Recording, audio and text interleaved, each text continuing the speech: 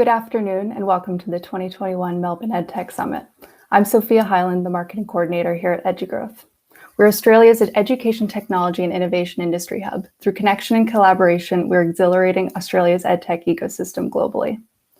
The Melbourne EdTech Summit theme is amplifying education innovation, and we look forward to great conversations over the coming days. Today and tomorrow is being delivered to the Innovation Precinct at EduTech. We welcome everyone joining us from there. If you're joining us for the first time today and missed this morning's session, you can watch the video on the EduGrowth website and EduTech platform very soon. This program is only possible through the support of our Melbourne EdTech Summit partners. Our principal partners, Global Victoria and WAND, along with our summit partners, AWS, Curio, and Open Learning. Through your partnership, we can ensure that the summit is free for all delegates. We have a great set of speakers this afternoon sharing their insights into the future of K-12 education in a digital world. Some key highlights include David Bowser and Tom Crombie joining David Linke discussing the export of K-12 education. Nicole Archard and Richard Clark will join Joe Thurbin to discuss data across the school. And we end thinking about the impact of artificial intelligence on schools with Zoe Milne and Lauren Sayer. You can find the entire agenda in the top right of your screens. And I think you can even select sessions to build your own personal agenda. This morning, we were welcomed to country by Wurundjeri Elder Diane Kerr. I too would like to add my acknowledgement of the traditional owners. Today, I join you from the traditional land of the Bunurong, Bunwurrung, and Woiwurrung people of the Kulin Nation, and we extend all our respects to their elders past, present, and emerging. A program like the Melbourne EdTech Summit is only possible with great partners. So let's welcome David Bowser from Curio, who is one of our summit partners. David has more than 20 years experience in higher education as an academic and a leading strategy consultant retained by vice chancellors and their executive teams to advise on their most complex strategic issues. In 2016, he created the Curio Group, a collective of advisors, educators, and product developers focused on working directly with education institutions to make a difference. Let's welcome David. Thank you so much for the welcome as well, Sophia. It's great to be a part of EduGrowth, of course, and as one of the organisations been involved with EduGrowth from very early on in terms of our short, only 5-year lifespan. It's always great to be a part and great to be a supporter of the education technology community more broadly in Australia as well. Great to have you. Our first session this afternoon is being facilitated by EduGrowth Managing Director David Linke, who will join us now. Mute. I think I'm on mute. That's the second time I've done this today. You're here now. I'm here now. All right. Thanks very much, Sophia. It's been fantastic. Hang there for a minute, David, while I introduce Tom Crombie as well. Tom is a former teacher and school leader and who founded my online schooling in 2016. My online school provides alternative pathways to education for students across the globe. Built on the foundation of inclusion, acceptance, and respect, the platform continues to be a thriving community of learners accessing the excellence of online education. Welcome, Tom. Thank you very much for having me. I want to begin with some really boring stuff. Where in the world do we find you, Tom? Where are you joining us from? I'm joining you from, I'm at home today. So I'm just about 40 minutes outside of Edinburgh, Scotland. So it's about 6:05 in the morning. Sun is shining and it's looking like a good day outside. Fantastic. And David, whereabouts in the world are you joining us from? I'm in good old lockdown Melbourne. Hello, everyone. Enjoying it from our music room, which is where feel like I've been based now for the better part of 18 months since my dear wife kicked me out of our shared office about 18 months ago and into here.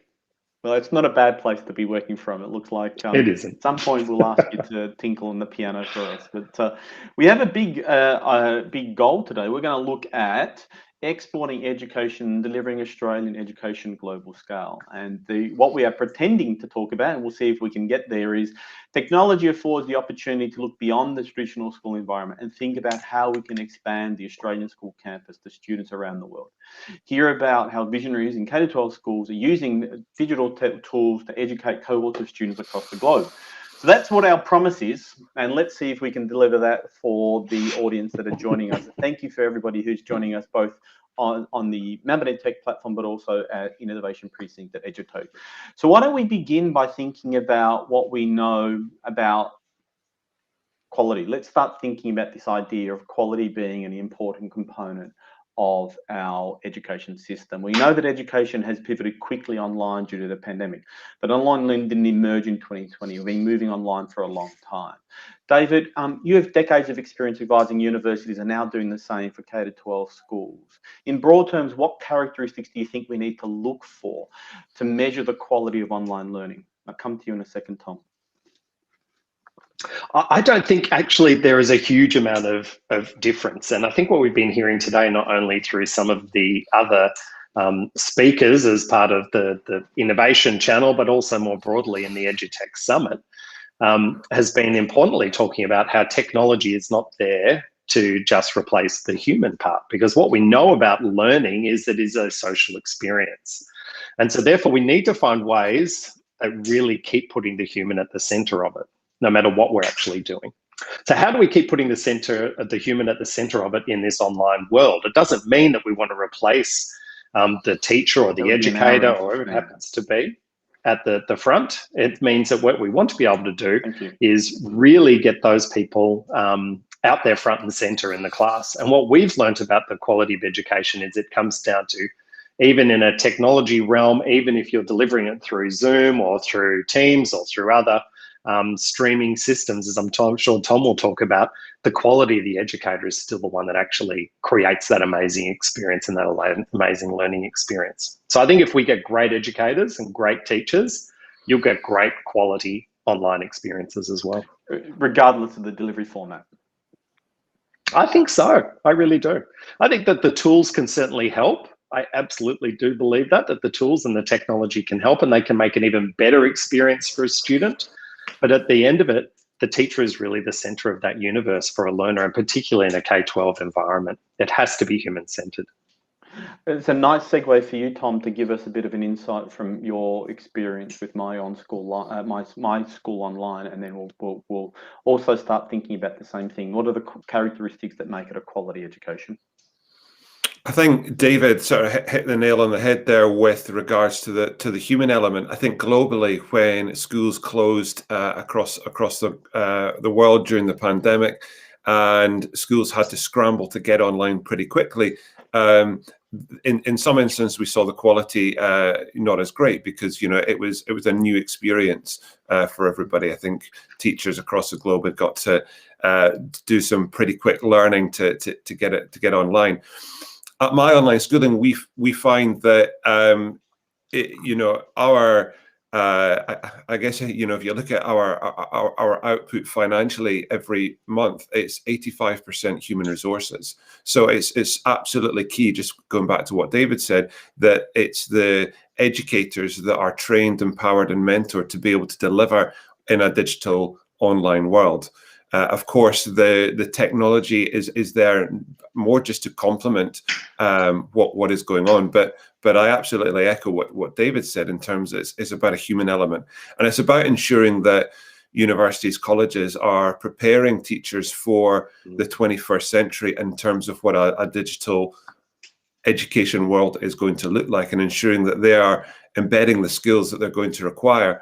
We're going to see the future of education is going to be driven by digital innovation, 100%, and I'm sure we'll talk about that today and throughout the summit. But it's absolutely fundamental that we're preparing teachers for tomorrow. We're preparing them with these skills in digital literacy, and the technology will support that. So we utilize synchronous learning as about 80% of what we offer.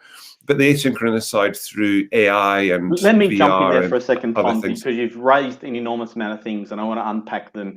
We've got 35 minutes, so we don't need to race through it all up front. I want to go back to the point that you made around teacher capability, and then I want to touch. I only want to spend seconds thinking about the pandemic, because I think that there's so much more that we can think about with an online world. Did you want to comment? You were nodding ferociously there, David, around this concept of teaching capability in the online world. Did you want to comment on that at all? Oh, look, it is a massive piece to all of this, and that's what Tom was saying, is that this is just a core part of being a teacher now.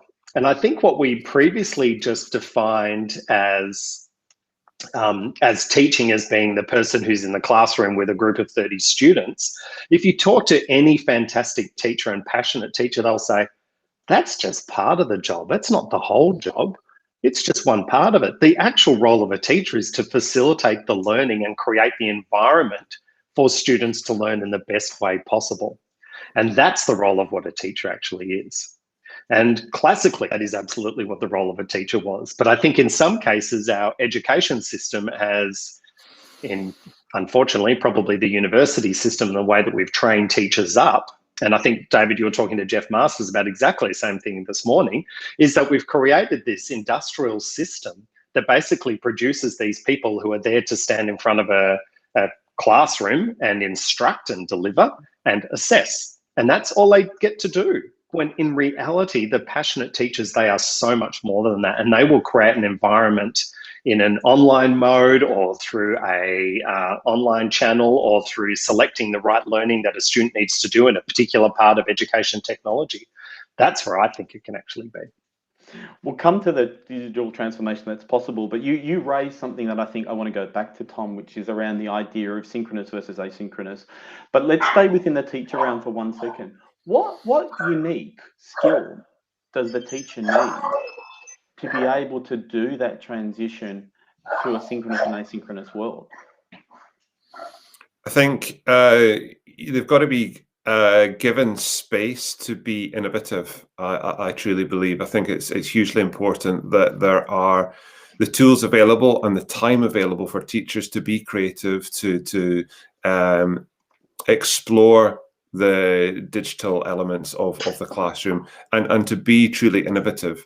So I think that's a huge part of it, and it's for a lot of teachers that come on board with us.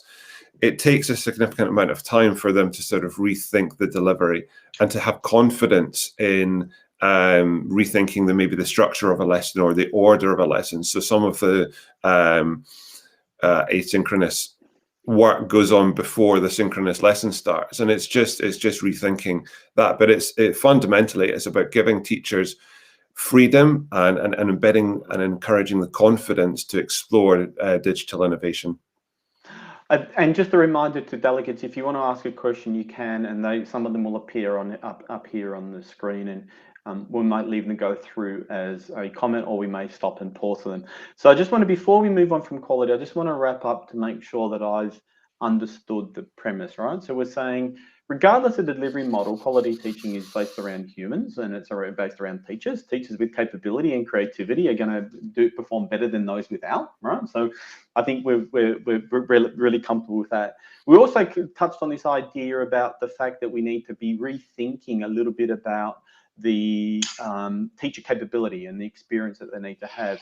And I think you said something really important, Tom, which was around the confidence, right? The teachers need confidence in the tools and the delivery systems and all that sort of stuff. But we touched on a very broad thing that I now want to unpack, which is around the inclusion and access component, right? So digital environments provide us an opportunity or a promise of things that we've been thinking about in education for a long time. David, when thinking about the learner, do we need to consider different learning styles along the social skills of the student when assessing a suitability for an online learning world as well?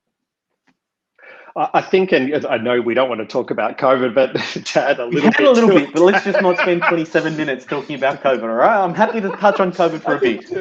To add just a little bit to it, because I think actually what we've learned quite a bit, and in some of the schools that we work with, what we've seen is almost a bifurcation in student performance during these particular COVID times. We've had some students who have gone relatively well and in fact have almost accelerated because they've had a little bit more opportunity to self-direct their own learning. And the students who would have potentially been at probably the lower end of the bell curve have actually gone further down lower. So instead of being a sort of a classic curve like that, it's turning into more of an M where you're getting two almost separate groups of students coming out. And the thing that we're starting to learn from it, and I think it's starting to come out in some of the data at a system level, or it certainly will when we start to get some of the assessment data in, is that there's a bunch of different factors that are resulting in that. Partly it is about the type of learner, yes, and how they may prefer to learn or desire to learn, but there are also massive socioeconomic aspects to this as well. And that's the equity part that starts to come into it. And those socioeconomic aspects come in two forms. One is the setup that they have at home, the technology that they may have at home already, and the speed of their internet connections and things like that, but also stepping in to really help educate the students and facilitate some of those learning, because the teacher can't be there on the screen the entire time, is unless those parents have got a job or a situation that allows them to be able to do that and encourage their kids to be able to learning at the same time, they're going to drop back. Whereas at the other top end, what we're seeing with some of the parents who might be able to take a little bit of time or might not, depending on what's going on, but are also able to fill sometimes the gaps because of their professional background and standing, are able to fill a bit more of the professional gaps. They're able to actually allow their students to further participate in it. So I think what we're starting to see is some of that bifurcation come in.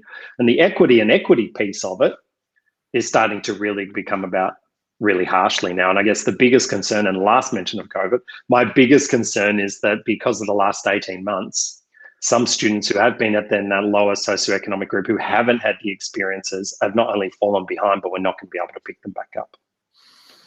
That's really interesting. I want to take off something that you said and ask you a question that leads on to it from it, Tom. So David talked about, I think I'll paraphrase it as a self-directed learner, right? So the learner who has a capacity to be self-directed.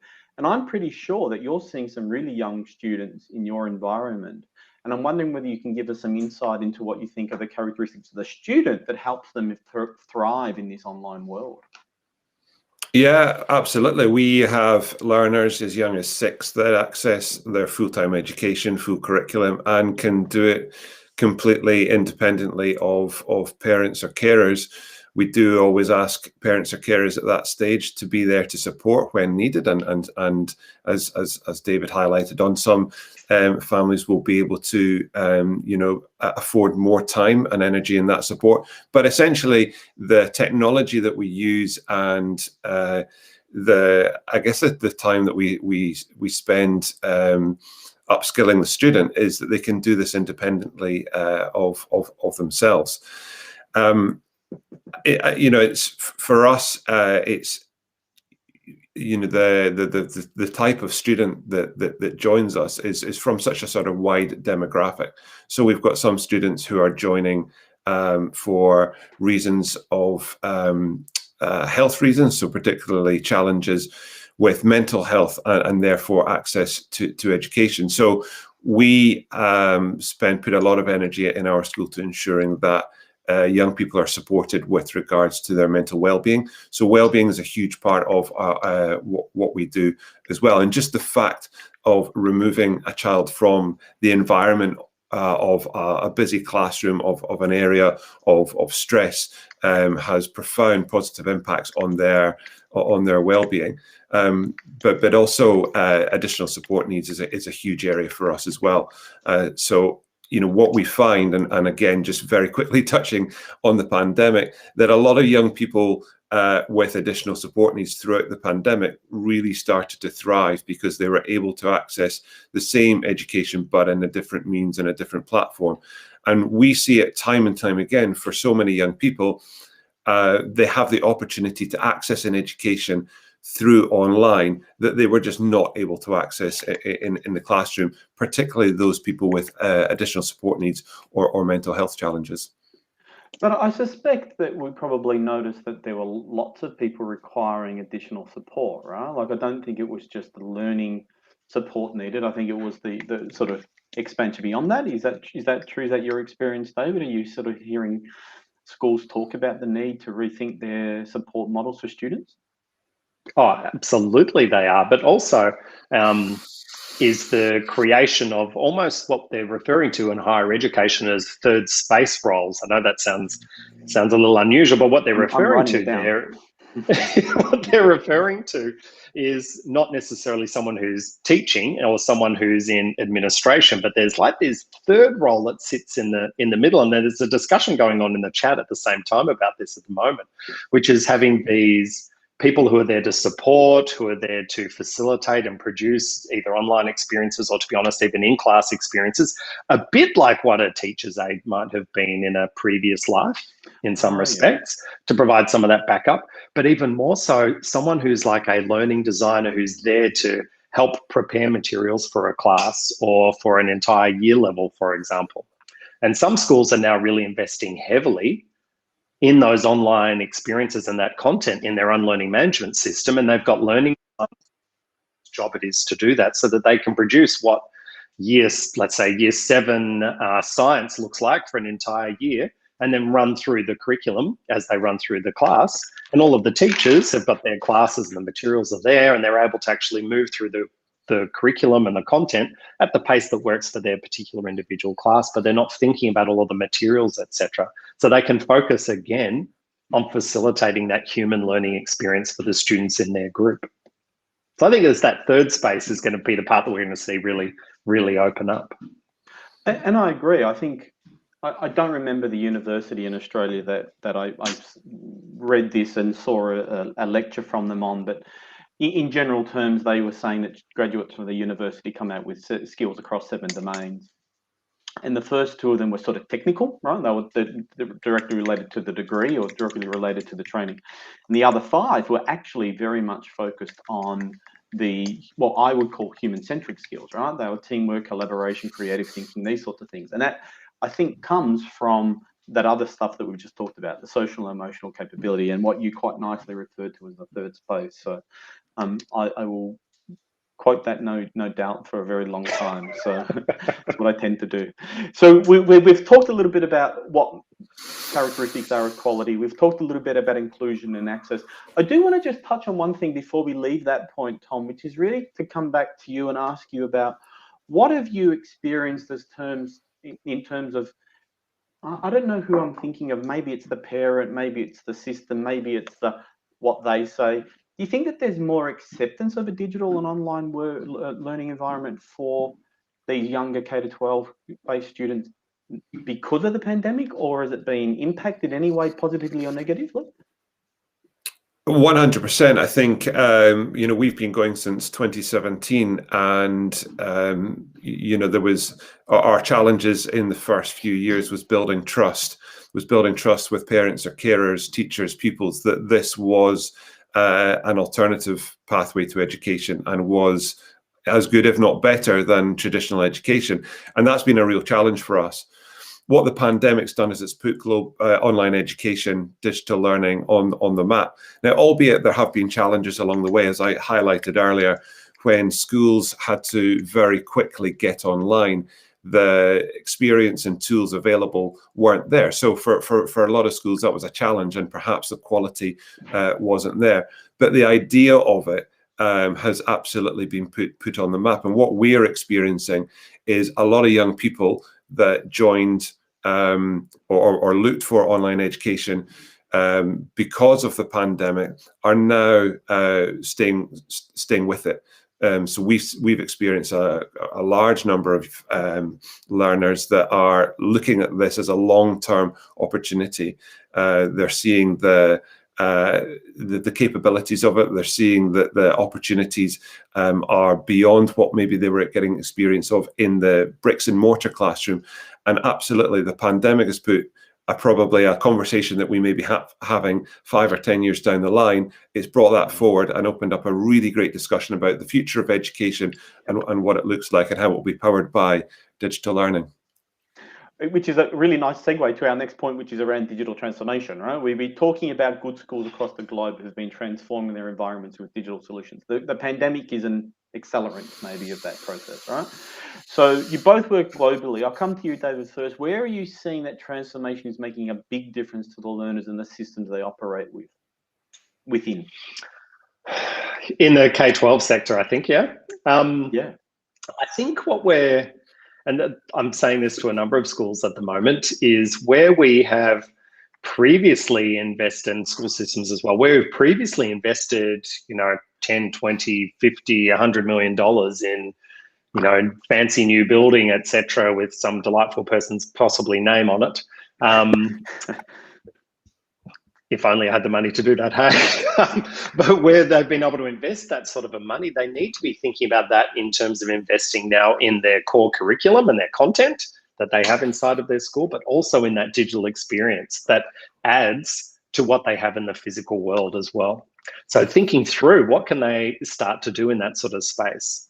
How can we invest, like we do in the infrastructure of school buildings and classrooms, into creating great experiences that are also online, but also invest in really cutting edge curriculum and content? That's going to start to really make the difference.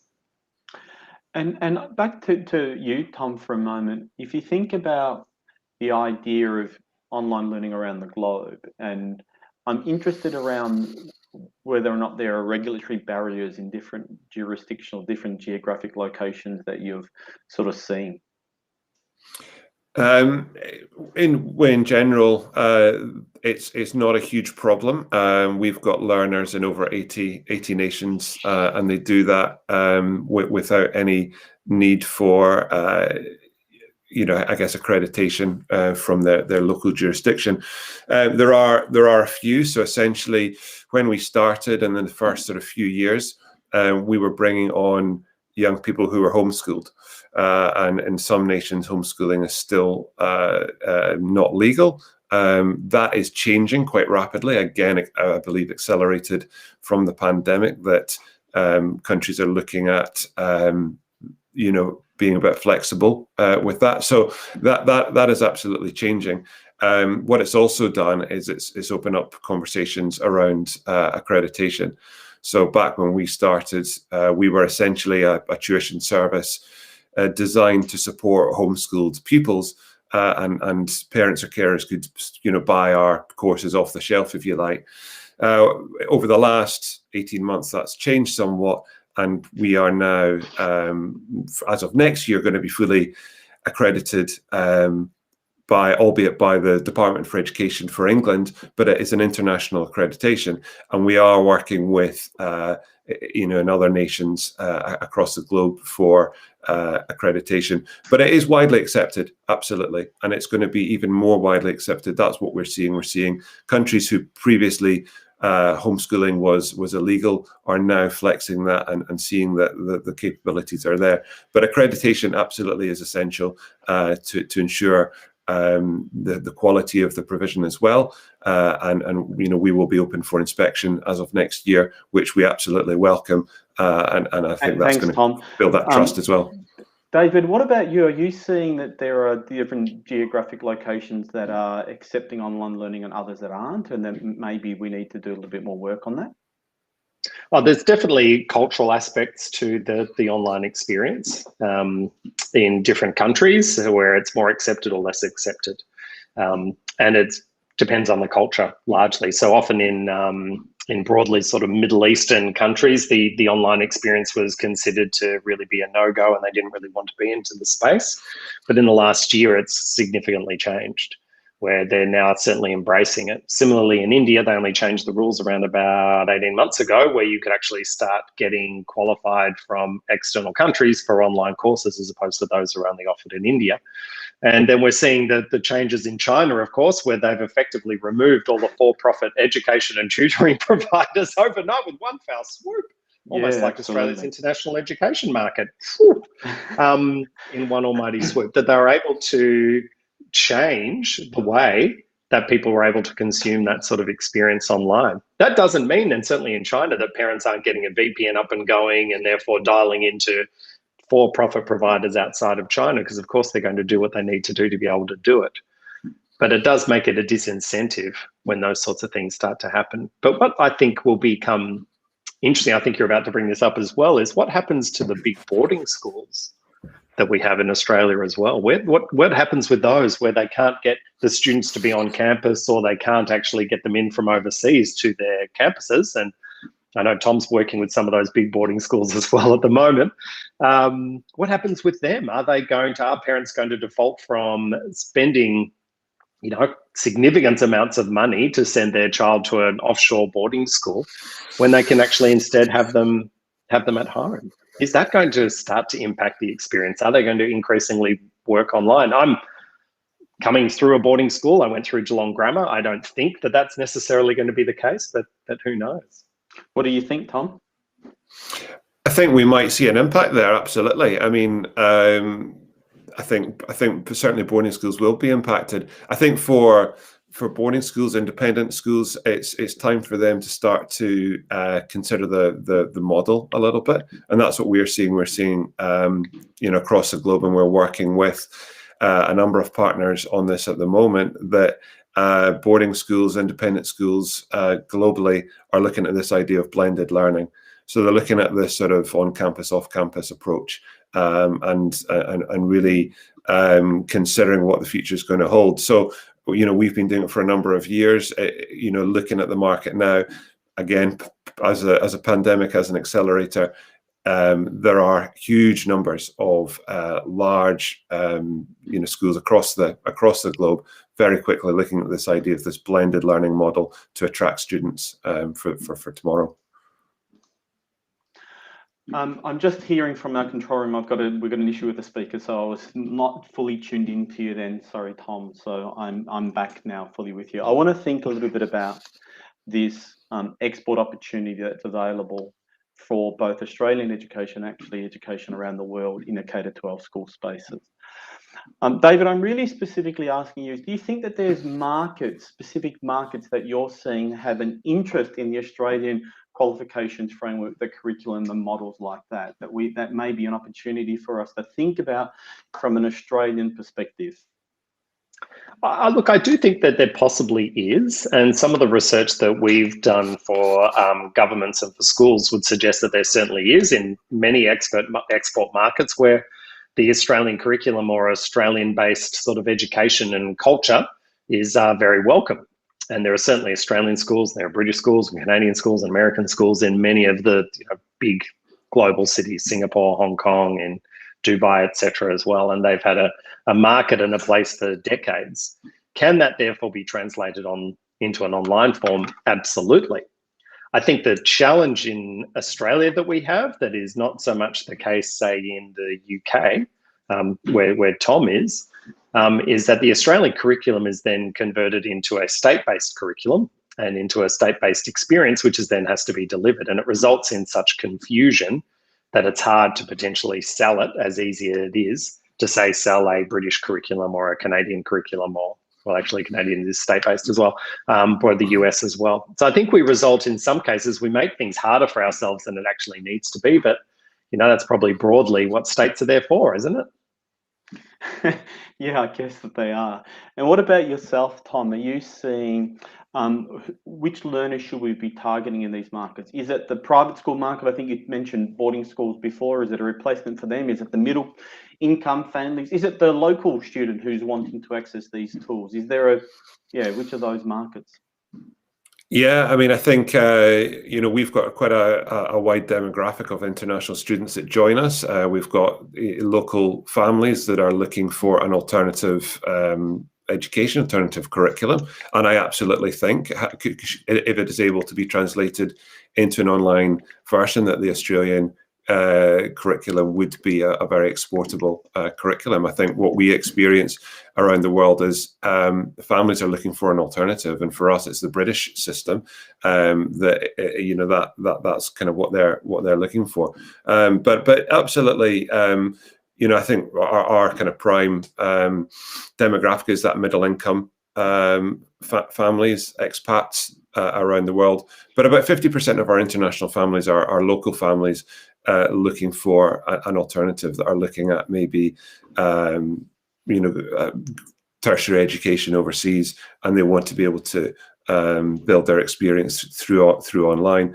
But again, a wide range. But we've seen our international, again, just going back and using the pandemic as an accelerator, we've expanded internationally by about 50% over the last 18 months.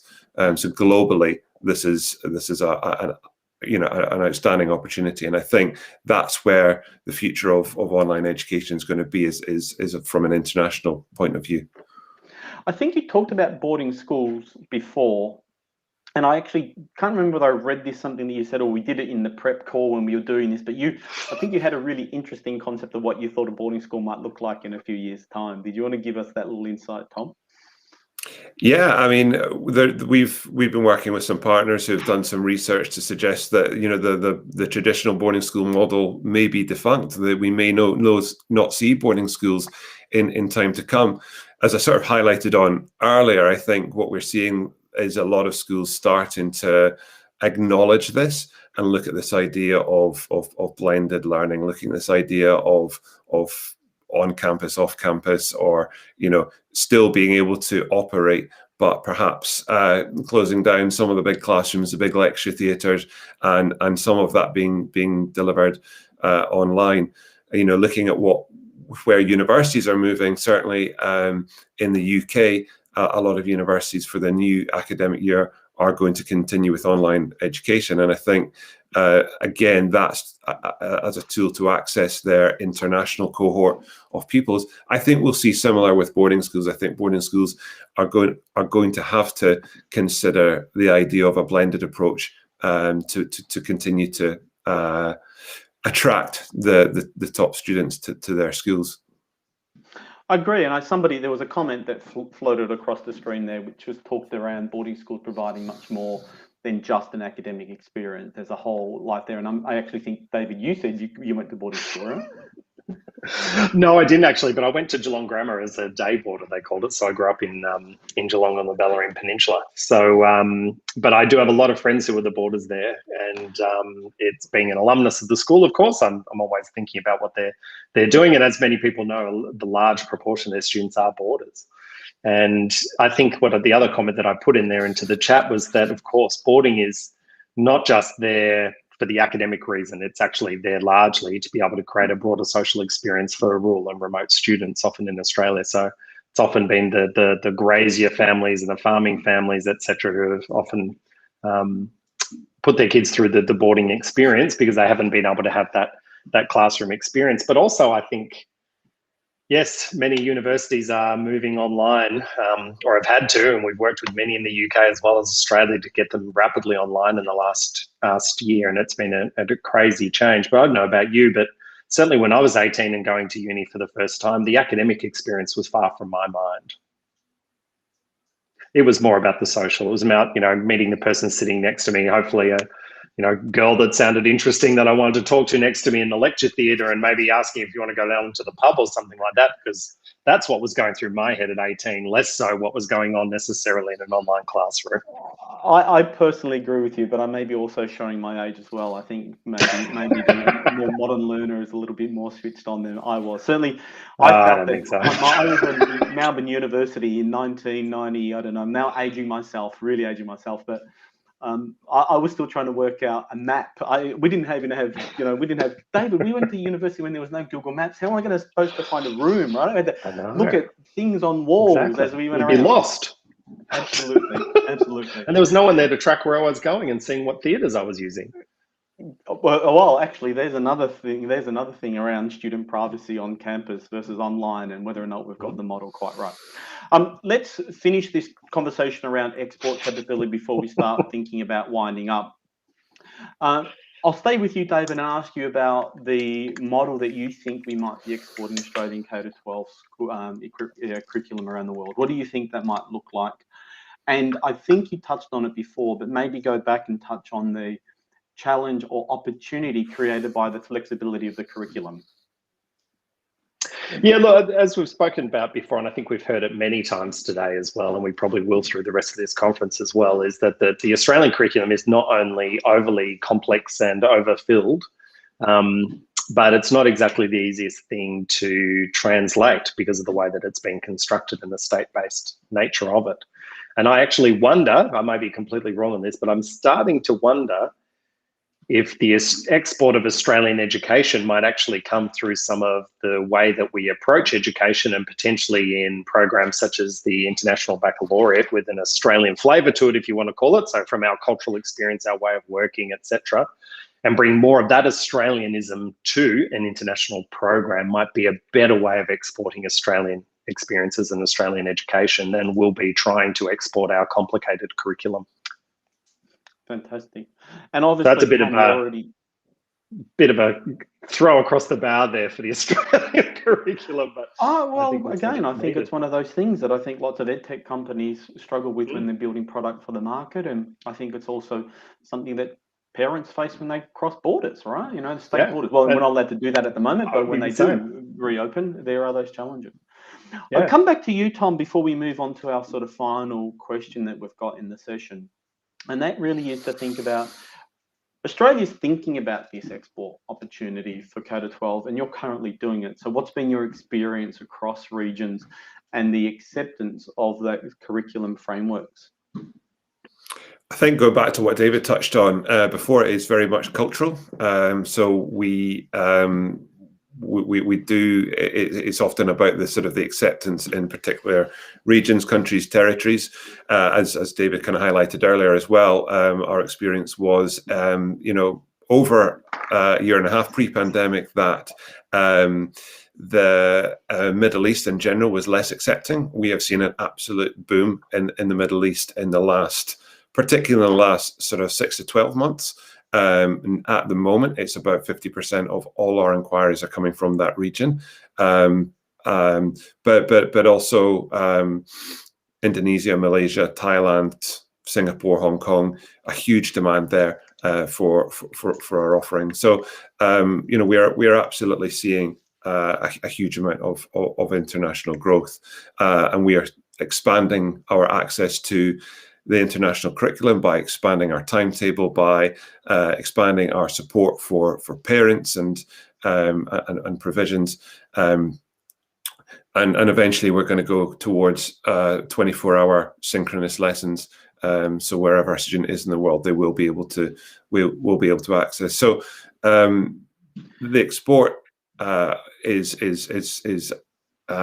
internationally is absolutely key, and it's about translating a curriculum into an internationally acceptable and international education that can be delivered irrespective of borders. It's taken us quite a long time to take the curriculum from what it was for delivery in a bricks and mortar setting and retranslate that, firstly for online, but secondly for international online. But absolutely the future certainly for our market is going to be allowing students, and just going back to the conversation about universities, it's not to say that everything needs to be online or that online is going to replace schools and experiences, but it's an option. It's an alternative pathway, perhaps for students who can't make it onto campus for whatever reason that may be. Yeah, thanks. That's the key, I think, David. Say that it's again, the options. We want to be able to provide options, and too long we've said it's a one-size-fits-all experience for school or for vocational education or higher education, or even in a corporate space. We've said it's just a one-size-fits-all. This is how it works, and this is how you get it, and this is how you're going to receive it, and it's going to be in a classroom, blah, blah, blah. Well, that's the promise of technology, isn't it? Exactly. So what people are looking for is different types of experiences, different ways that might work for your kid that might not work for another, or might work for you and not necessarily for someone else. So offering up a whole different way of actually being able to experience and consume learning, which is a right, of course, but not an obligation, to consume, is where we need to be able to get to. And having multiple different providers out there makes it such a more of a rich tapestry for people to be able to get the experience that works for them. And competition creates innovation too, in my view, right? Competition creates opportunity. Absolutely. So we get to play Nostradamus for the last question that we've got here today, and that is, we need to go back to, we need to remember though that Nostradamus, many of these predictions weren't true, so you don't have to be held accountable to these. The Melbourne EdTech Summit theme is amplifying education innovation, visionaries accelerating education. So it seems like the best place to conclude our chat. Tom, can you outline what you hope will amplify from the past online education experience over the next 5 years? Yeah, I think you know, I think going back to it, I think it's absolutely going to be driven by humans, and I don't think we're going to see technology completely replacing the role of the teacher. The role of the teacher is absolutely fundamental now and will be into the future. So it's firstly upskilling and empowering our teachers to be able to deliver in a digital world. That is absolutely critical. Universities, colleges, that they do that. Secondly, it's about utilizing the technology to support what the teacher does, and allowing, as I highlighted before, and I think this is hugely important, giving space for teachers to be innovators and to be creative, and giving them the tools that they need. It's going to, and again, going back to what we passionately believe, is that this is about options. This is about alternatives. I saw a painting the other day, and it was of a school, and it was of lots of pupils in a classroom with one teacher at the front. The painting was 700 years old, and it made me think it's not really changed. So it's just creating different opportunities and different options for choice for parents or carers for their child. But 100%, the future of education is going to be all about digital learning, digital literacy. So a slight variation on that question for you, David, for you to think about, which is, give us your vision of what the online learner experience will look like in 5 years, if the world was according to you. If the world is according to me. So look, I'd add to it that it is, and I completely agree with Tom, and if you've picked up anything from my narrative and theme through this entire conversation and that in the chat, it's the human experience. Learning is a social experience. I'm a former neuroscientist, or reformed neuroscientist, depending on how you want to look at it. And if anything we know is that learning comes through social interaction. That's where the core is. The technology is the enabler and the augmenter. It's not the solution. It's the enabler, and it is the augmenter. It enables us to be able to create amazing learning experiences. It enables us to hopefully be able to get through assessments quicker and give better quality feedback faster for a student. It enables us to be able to create personalized experiences and personalized learning. It enables us to be able to, if I've got my Oculus VR under my desk here, if Facebook can actually get the damn thing to do what it should be able to do, we'd be able to have amazing virtual experiences in the future, maybe. But there is so much to go. But it will always be, as technology has been in pretty much everything for the last 30 or 40 years, including the computer and the camera on my desk, it augments an experience, or it enables an experience. It doesn't replace it. Fantastic. David, Tom, thank you very much for giving us a bit of insight to the K-12 online education world and the potential opportunities, the export markets, and all of those sorts of things. So thanks, David, and thanks, Tom. Thanks, David. Thank you. Thanks so much. We're great to hear about how K-12 education is being supported all around the world. And the next session dives into the use of data to support whole school well-being. Hi all. So for this next session, we will have David Linke, the Managing Director at EduGrowth, as the moderator with this session with Joe Thurbin and Nicole Archard. Thanks very much, Sophia. It's great to be able to moderate this session as well.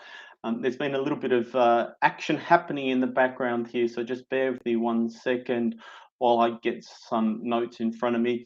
I'm going to get an opportunity to welcome Joe Thurbin, who is the co-founder and chief technology officer of Educator Impact, an EdTech company revolutionising the way schools support student wellbeing.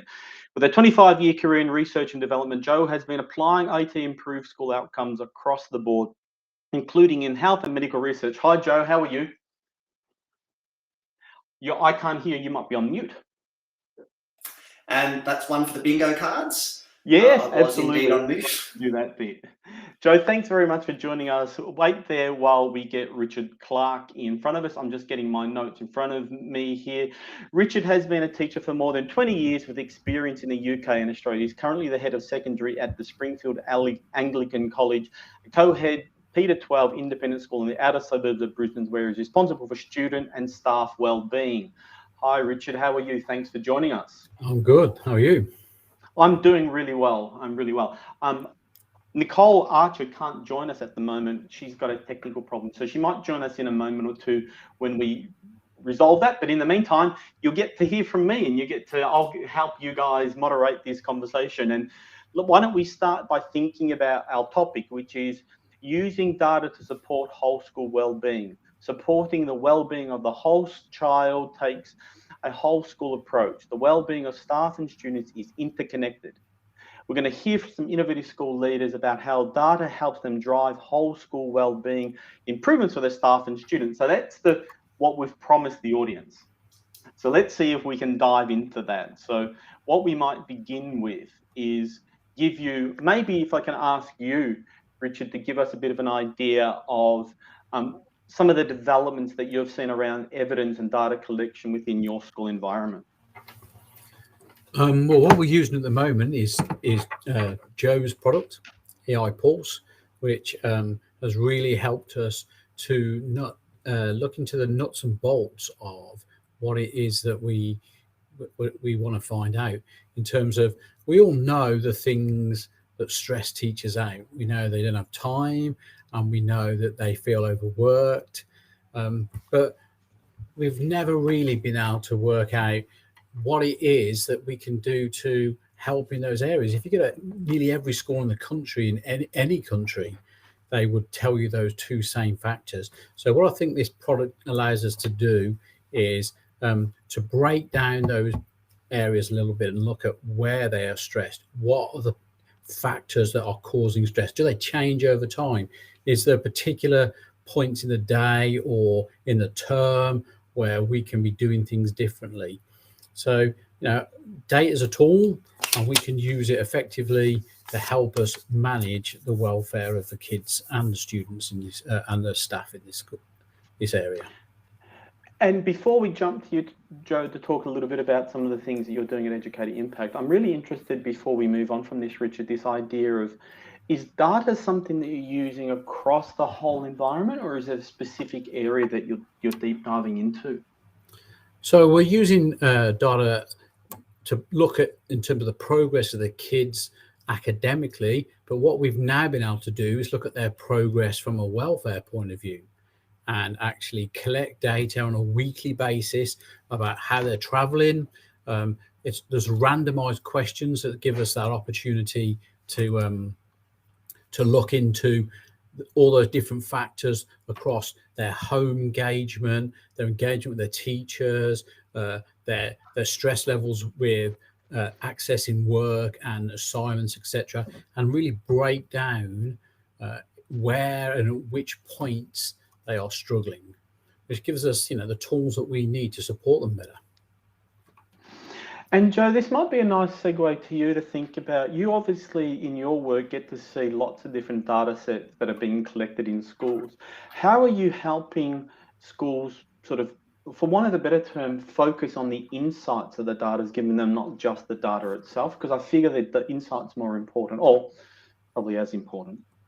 Oh, look, no, I think you're right. I think it's more important. The data on its own is so often just, shoved in a top drawer to be, filed out later on. So what we were trying to build when we started building Pulse was a tool that helped schools not just collect data, but also then to act on that data. And the action's working when they stop being so if you think about the pipeline of how you might base a system of change on data, the data started to work when you can gain some insight from it. The data is starting to work for you when you can start taking some actions based on the data.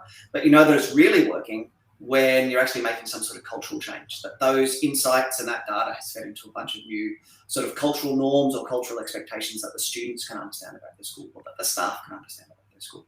So for us, it's all about trying to build a system that helps walk school leaders and school teachers through that process of understanding, action, culture change. And that's a really, I had this question that runs in my mind, and I've spent 20 years in the education technology space. And the thing that I constantly think about, Richard, is what's the degree of comfort of teachers and schools like yours in thinking about using the data to inform their practice versus not being able to sort of access the insight from it? Well, yeah, I mean, the data's got to lead to change. If the data is giving you the information, if you're going to ask a question and you then don't know what to do with the answer that you're given, then you're creating a problem for yourself. So we need to make sure that we are comfortable that the insights that we're given from this data tells us what's happening on the ground. We have to accept that, and whether or not that's what we were expecting, or whether it informs, and confirms this is what we thought was happening. Either way, we need to be prepared to accept that this is the information that we're being given, and that we have to therefore use that in the best way that we can. And I think the fact that this is ongoing, and you can start to see trends, and then you can start to see areas where we are really clearly doing well, and areas where we are consistently need to work on, it gives us that really clear directional opportunity to say, well, great, this gives us a really clear pathway for what we need to do. Do you have an example, Richard, of where you've used data to make that change? So we've looked at how often we check in with the kids. Okay, so obviously, I've wanted to have a program where we could, regularly speak to the kids, but I've always thought, we did what everyone else did at the start of term, at the end of term, maybe midpoint through the term. This gives us an opportunity to look at them weekly. Okay, and what that weekly check-in does is actually gives us, the on-the-ground response to where they are now, this moment, and it's really interesting to see how those responses can change from week to week collectively across the student cohort. There's a great segue for you. Go for it, Joe. No, I was going to say, so I've got a superpower here, which is that I've had a lot of discussions with Nicole, who was unable to make it, and I know that it's one of my favourite little stories about the changes that schools are making. And so, if it's okay, I might just relay Nicole's story, which was, so she's a boarding school head. Well, she's a head of a school. The school has a boarding community in it. One of the bits of data they got out really early from using this kind of weekly check-in was all around the girls having breakfast and the fact that hardly any of them were. And so their mind went immediately to, is this some sort of body image thing? Is it a peer pressure thing? Is it a eating disorder thing? Wasn't any of those things. And so they used the data to start a conversation with the girls. And what it was that sports training was finishing a little bit late and made it hard to get to school on time. And so by making a really small stakes change, but listening to the data, but then starting a conversation, they completely changed the number of girls who were having breakfast before they got to school, and so changed the learning outcomes for all those girls. And that's a microcosm, I think, of if you're collecting data all the time, you don't get back into this corner of really big changes. You don't have to change the whole school in one fell swoop because you've got an annual data collection cadence. You can really change the way you engage with wellbeing to a bunch of little things that are easy to do, and there's 100 stories like that from our schools. It's been really intriguing how the way that our schools have changed their attitude towards data. It's a bit less scary because the initiatives are much lower stakes. But there's a personal experience I have back in the day. I used to have a product that was around literacy.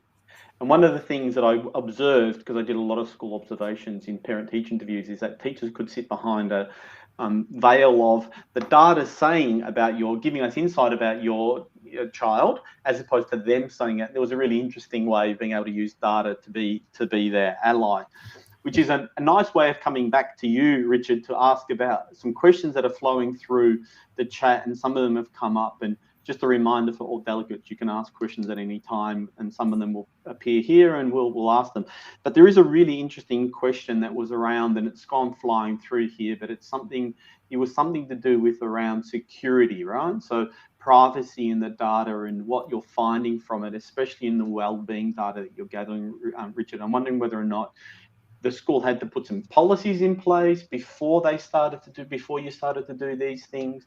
Do you have these sort of data governance, might be a nice way to put it? Yeah, we do. But again, EI have really done the work for us, because there are different levels of access to that data. So obviously all those questions are a controlled bunch of questions. So we're not asking things that will allow the students to divulge information that goes beyond what we would want in a non-disclosure situation. And then who accesses that collective response is controlled in the back end with the program already. So you can put your pastoral care teams looking after or year group teams, however your school is structured, they can have them so that only certain people see certain data. And of course, there's one person who can be in control of the entire data set. So the backgrounds are already there. And of course, the questions are designed so that they'll give us the insight, but without revealing things that don't need to go into the public domain. And that gives us the opportunity to open that conversation, as we've talked about. Yeah, it's sort of really interesting ethical frameworks that we start to get into when you're getting data, and you're especially around well-being, and you're starting to see insights. The things that was for want of a better term, a byproduct of why you collected the data. So there's really interesting things there. Staying with you for a moment, did you want to add something there, Joe? Sorry. I'm just going to say it's one of those times that it's really lucky that the ethics and pragmatics really align in this case. So one of the things we do is that the data presented to the schools for all of the sentiment and experience stuff is anonymized, and the data around how are you individually feeling today? Do you need to reach out for help? Do you want someone to check in on you? That's identified. And pragmatically, you want to keep that experience data anonymized, because otherwise kids will tell you, they're not going to tell you the truth. And so the pragmatics of getting useful data and the ethics of maintaining anonymity there align really nicely. So that's good. There's no doubt that there's a maturity of the analysis of the data too, right? Or the use of the data. And I'm sure you've probably had these experiences as well, Richard. And I remember seeing an interview with a rugby player, and a new head coach came in. And one of the things that the head coach put in place was you had to tick a box at the beginning of training saying how you're feeling. And his complaint was that nobody ever read it, because if he was feeling crappy or was feeling fantastic, he got exactly the same workout for the exact same training regime. So if you collect the data, you're obliged to use it. I suspect that's one of the things as well you've had to implement as well, Richard. Yeah, and of course, but I mean, that's what we want. I mean, what we want is a system that allows us to get an insight into where the kids are at.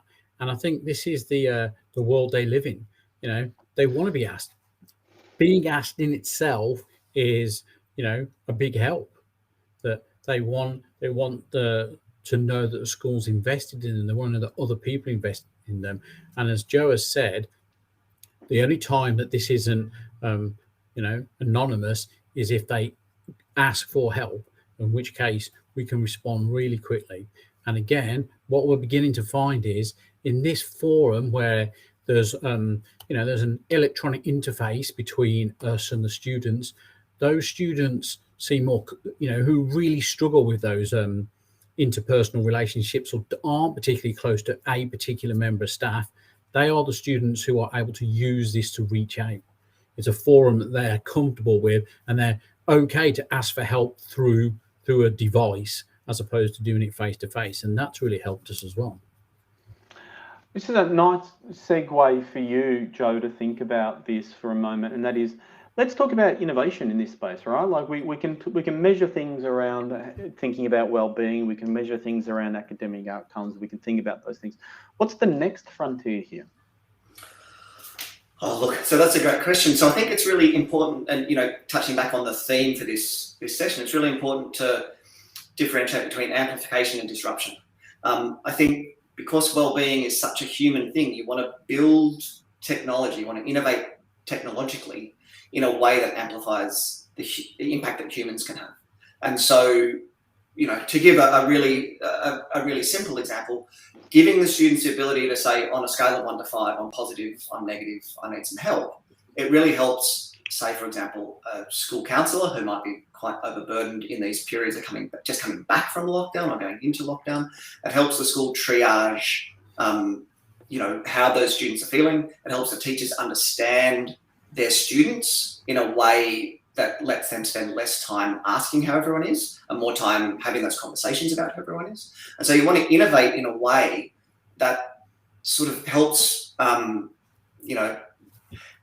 grease the tracks along directions that human activity is already happening. So for well-being, it's super important not to imagine that technology is the solution, that technology is the solution, but that technology is an amplifier. I'll ask you the same question, Richard, to give us an insight into what you think is the innovation, the frontier. What's the next stage of this from a school model and implementation perspective? I think the way we move forward is to allow the students to have more of an involvement in this space. I think that there's a really clear opportunity here for those schools that for years and years have been doing peer mentoring and having those older students, link in with their year sevens or however it is they do it, or younger kids in their house, however they do it. I think this provides them with that opportunity to do that, without it necessarily being face to face, and just having that connection. And, even though I still find it strange that we know for a fact that those online connections for these kids have exactly the same impact for them as, face-to-face normal relationships. And I think if, this sort of technology, this sort of weekly opportunity for just to touch base with someone who maybe isn't a teacher, but can be someone within the school who's trusted, would be an opportunity to really make an inroad into how we support our kids best. There's some fantastic questions coming in. So I just want to pull one or two of them before we get to our final question that we have for you. So I actually thought that I could show them on screen, but I can't. But there's a fantastic question here that says, how has the collection of wellbeing data been of use during the periods of online learning during the COVID lockdown? Did you want to comment on that, Richard? Yeah, so I mean, again, this is where the weekly check-ins are really great, because I mean, we've been relatively lucky here in Brisbane in that we've only had short lockdowns, but what we saw enormously during those online times when we were in lockdown is the social connection part of it. It's the bit that's so important for those kids, that we were able to do Zoom meetings with them. We were able to, each teacher did little, bring your pet to the lessons time. So we all had that social time as well as the lesson time. But, the kids made it really, really clear, like just that physical contact, just being around each other was a thing that they really, really struggled with.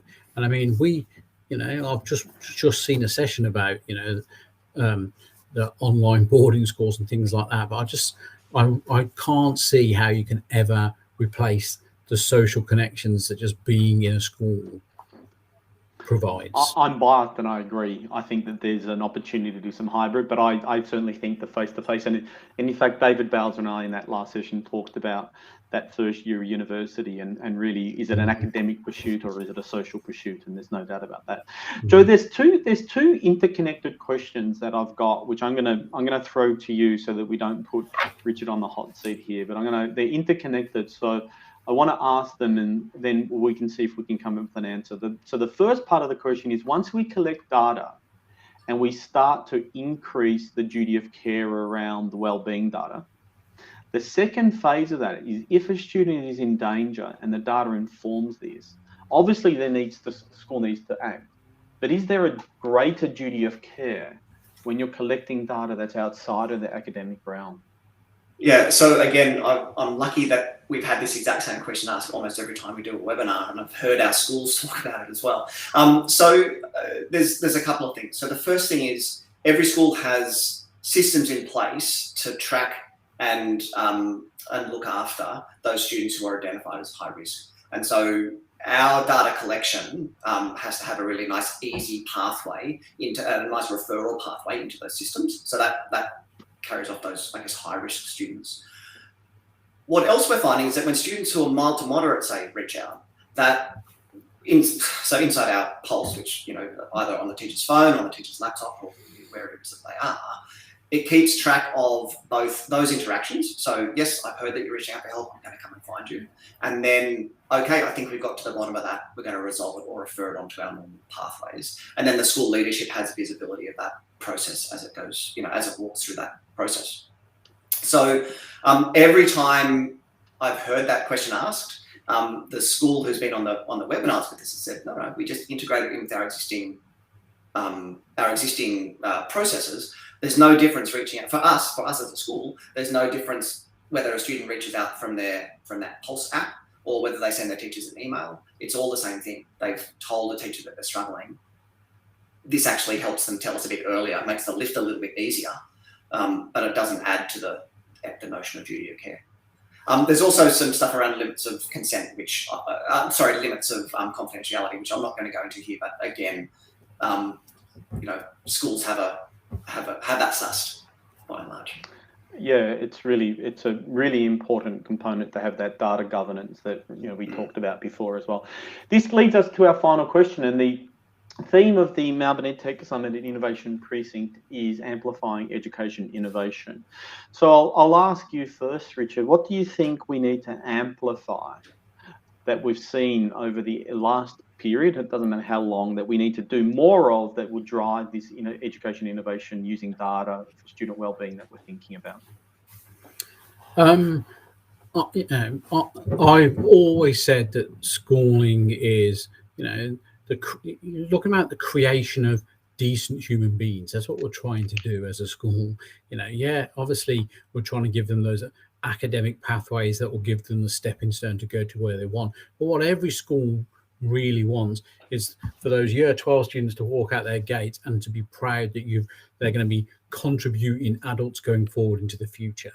So we have got to, at some point, move away from the content-driven English, math, science curriculums where all we are ever going to want to produce in schools is people with academic knowledge, which, as we have seen now, and as this pandemic has shown us, is accessible from anywhere, is teachable by almost anybody.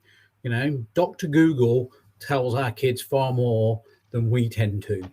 So let's use this opportunity to have our entire next generation of young people in buildings, listening to people, most of whom we assume are educated and decent and want something good for these kids.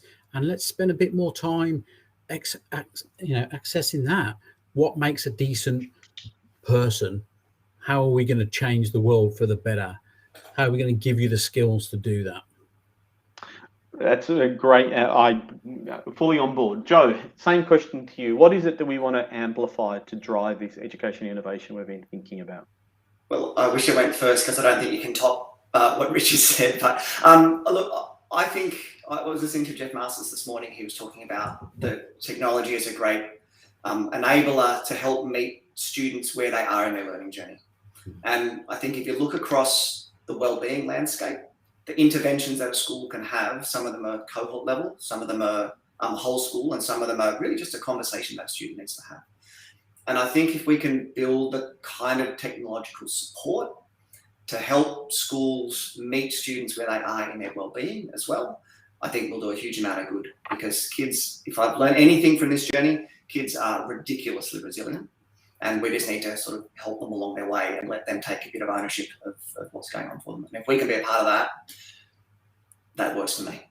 Fantastic. Joe, Richard, thank you so very much for the conversation today. Unfortunately, we couldn't get Nicole to join us. She had ongoing technical challenges, which is part of the story too. It's part of the innovation. To get a stable national broadband network would be a fantastic first beginning and a first step. And I imagine home learning, this has been quite a bit of this. So Richard, Joe, thank you so very much. No problem. Thank you so much. Bye-bye. Thanks so much, everyone. Those are great insights. Joe, you're hosting our next session, so I'll leave you to introduce our next speakers. Okay, well, thank you very much. Let me just change my notes over here.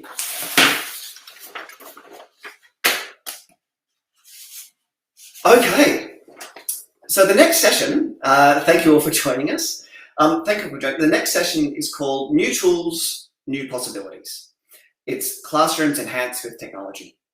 I am really delighted to have met two folk during the preparation for this who I'm absolutely convinced will give a session that you will find incredibly interesting. The first is Zoe Milne.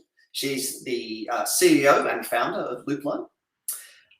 So Zoe founded and now leads LoopLearn, which automates entry and attendance record processing in schools. Whilst managing education technologies for schools, Zoe saw the genuine need for solutions that could support schools with the duty of care in their record keeping. So Zoe, welcome. Thanks, Joe. It's great to be here. Terrific. And also delighted to introduce Lauren Sayer. And throughout Lauren's 30-year career, she's always placed innovative pedagogies at the heart of her leadership. And I'm really glad. Lauren's a leading voice in the Victorian and national education community through her work with ACL, Code Like a Girl, RoboGals, as a technologist, I'm loving this, and many organisations who are committed to learning for the future.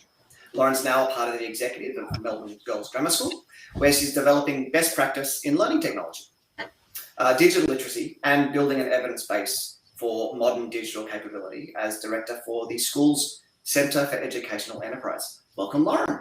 Thank you.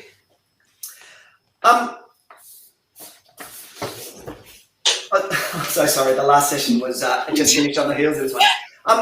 Lauren, I'd like to really start, if you don't mind telling us, the vision statement for your school, I think is terrific. And it's about empowering girls for the future, really, at its core. Yeah.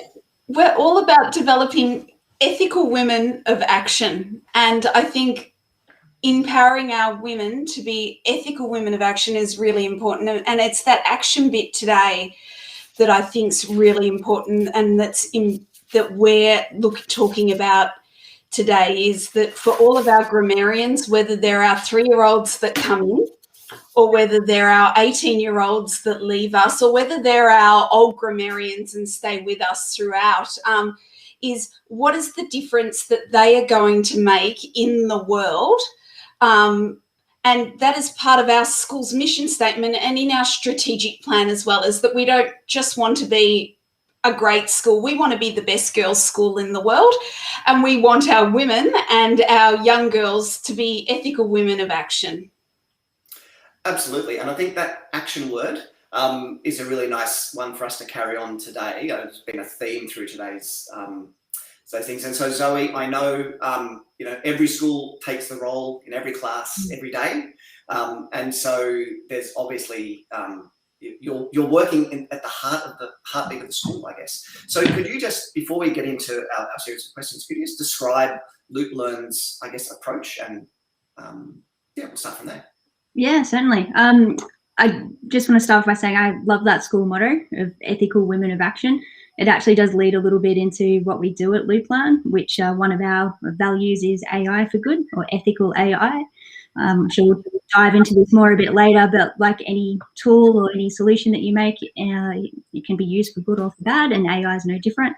So we very much have a focus on how can you take these innovative new technologies and make sure that they're used for a specific purpose, for positive outcomes, and not doing things just because you can stretch that far. So thanks for sharing that, Lauren. That's a nice little segue. So with Loopland, though, in terms of what we do, we're all about using, or we've invented our own AI and facial recognition technology that's focused on being highly privatized. So the data, the AI data and biometric information is locked down to the school site, contained within the hardware devices that we manufacture ourselves. So it's a closed system. And it basically enables a range of different admin services that we can provide with a software application. So including things like automated attendance taking from a student and co-curricular or classroom point of view, but then also things like knowing exactly who is on site on a school campus. So whether they be contractors with the right police checks and working with children's certificates that are permitted to be there, through to parents and being able to use facial identification to make sure that people that are who they say they are, but then also that they're authorised to be on site from an administrative point of view. Beautiful. Which I think takes us really nicely into describing the theme for this talk. And so those who have come will have no doubt read it. So it's all about trying to balance all the cool new things that that technology is going to enable with all of the really important things that we want to make sure that technology doesn't accidentally do. So finding that that balance on the bleeding edge. So I'd like to start, maybe Lauren, if I can, with you, to hear about some of the projects that you've run over the last couple of years at MGGS and how you've sort of framed your approach to make sure that those things are balanced nicely. I think both at MGGS and at Haileybury, which is where I was prior, so I'm new to the MGGS community.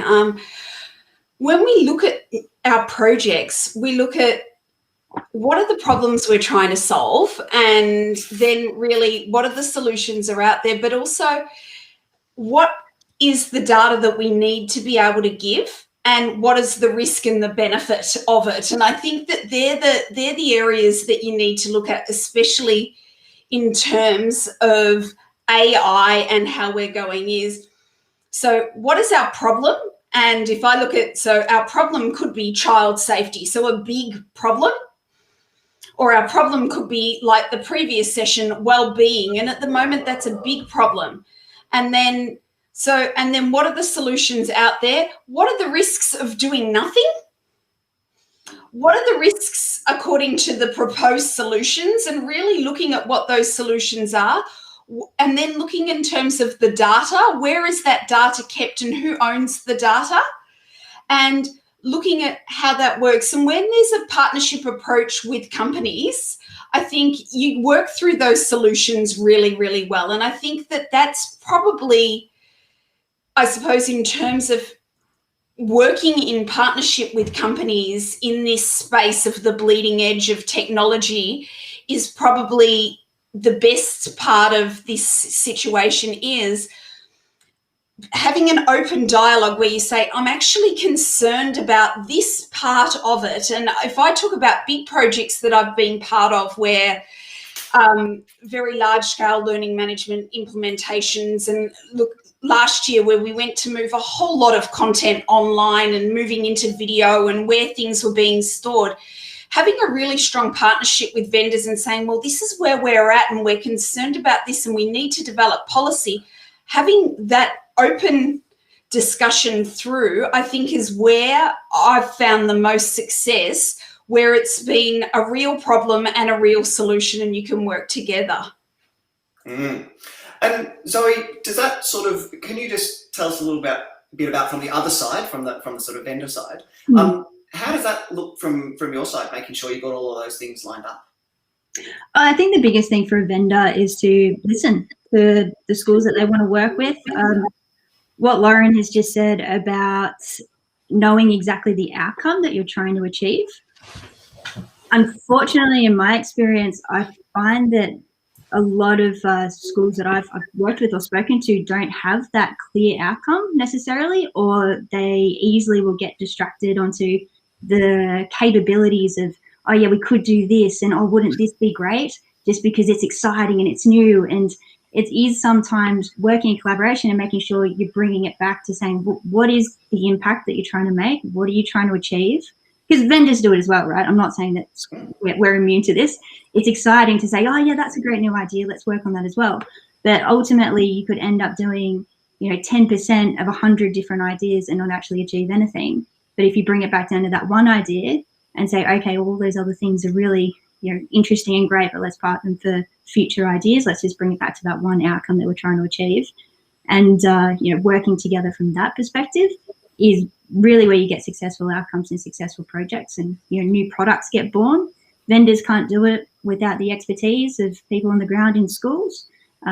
Schools can't do it without the technological know-how and intent and purpose from the vendors. So ultimately it has to be a bit of focus and pulling things in sometimes. Yeah, and I think that certainly accords with my experience as well, that trying to make sure you found a shared problem, people with problem and a knowledge of what good looks like, and then people with the skills to get there. I'm interested to hear from Lauren from a school's perspective. I'm sorry, Joe, hope you don't mind me just please, the less I talk, the better we're going. So when you say you're trying to find the outcome and you're trying to, I guess my point is, with schools you have so many stakeholders, and this is the thing from a vendor's perspective I've always found interesting with schools. You're trying to deal with, it can be 10, sometimes even 20 kind of individual stakeholders in a project. If you're doing an LMS rollout, it's every teacher in the school. It's massive, every admin person.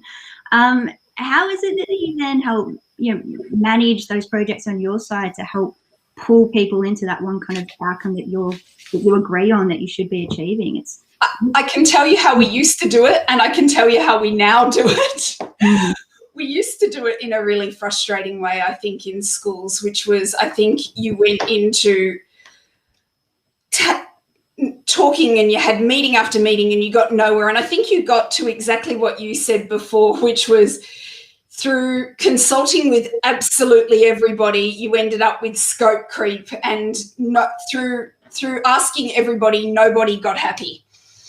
And what we do now, I suppose, is probably something familiar to you both, which is not familiar to me in a school, which is the development of a project plan.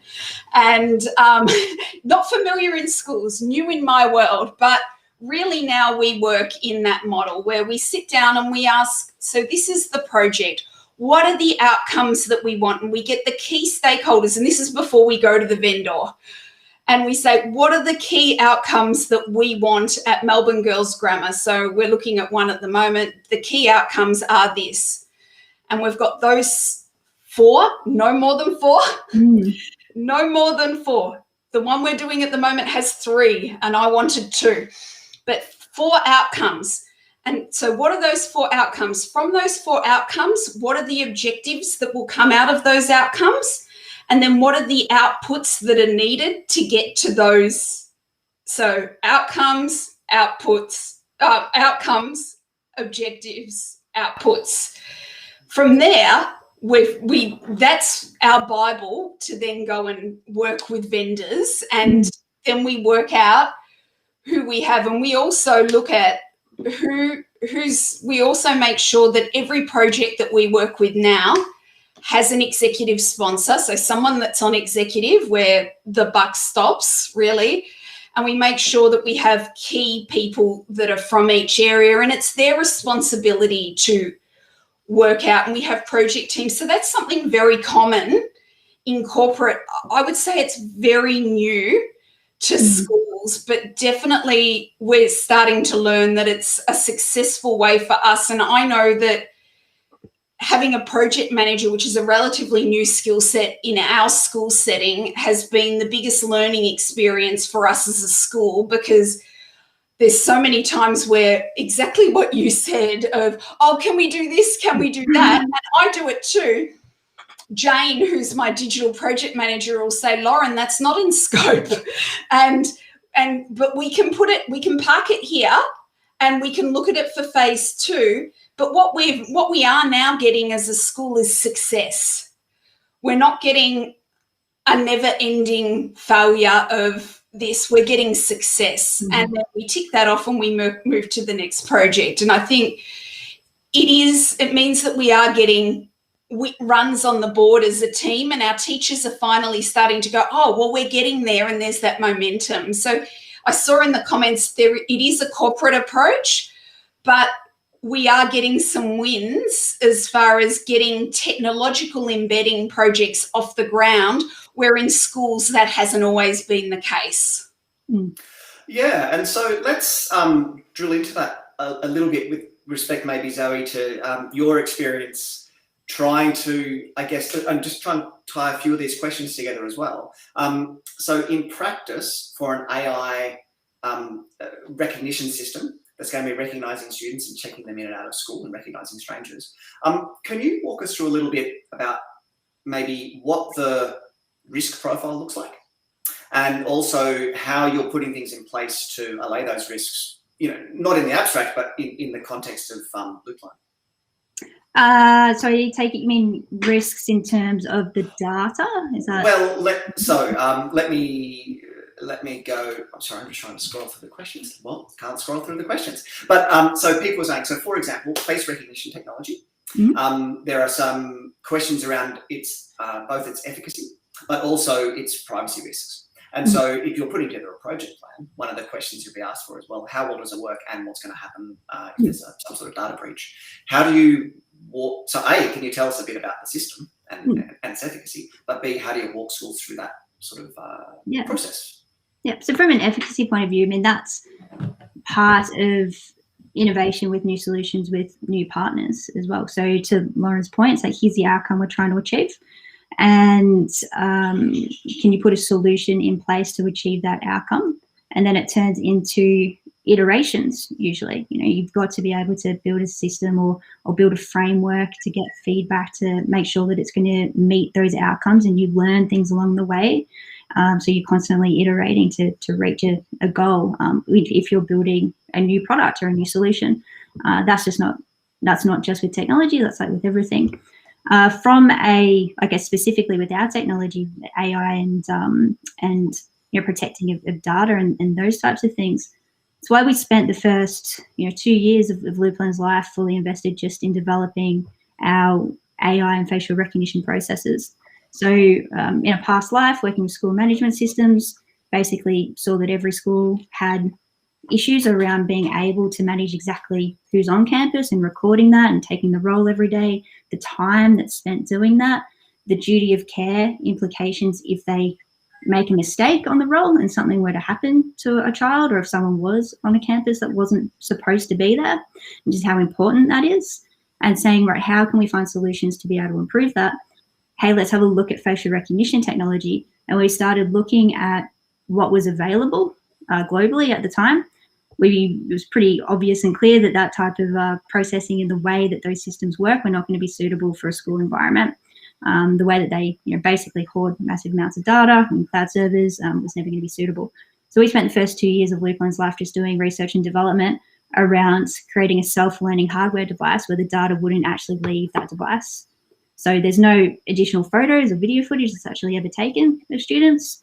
It's just the school photos from student management system that's needed to get the system going. And then the AI, our own software, works on our own hardware devices that are installed in schools to be able to self-learn.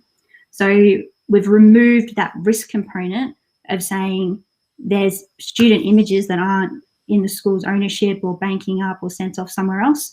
And once we cracked that nut and managed to solve that problem, then we're like, great, this is now viable and ethical and suitable for the use in schools. And this technology is now a really powerful tool that we can use to solve administrative as well as safety problems and issues that schools are looking to be able to implement. So I guess from a data point of view, once we had that solution in place and we could have our initial partner schools that we're working with and having the innovation of being able to prove the efficacy, we were able to then basically roll out the project plan to be able to get products that were available to go to market.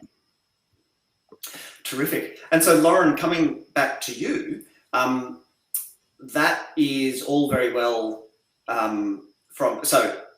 you can be truthful and correct that your system is safe and works, but there's a people element to run this out in a school as well. So one other question for you is, how do you bring staff along in that journey? I mean, I started out in AI while it still wasn't working at all. And so, people used to feel kind of sorry for us as AI researchers. And now we've got these, but it's come full circle, right? There's just this latent kind of, I think quite misplaced worry around AI. So how do you then take a school community and bring them along that journey, make them understand the benefits and the safety? Well, I think there's two ways to do it. I think I'll probably talk about the way we did it when I was at Haileybury, which was we developed a course for students. And I think that's a really exciting way, which was we spoke about probably something that most people use every day that a lot of people probably wouldn't talk about as having AI, and that is Spotify. And most of our students use Spotify, love Spotify. And we started with the proposition of, wouldn't it be great if somebody knew us as well as the Spotify algorithm knew us? Because it seems to be able to give you everything that you want to be able to give you. And we investigated that question with students. Well, how does it know? How does it know what music we like? And is that evil? Is it, is there some dark magic around it?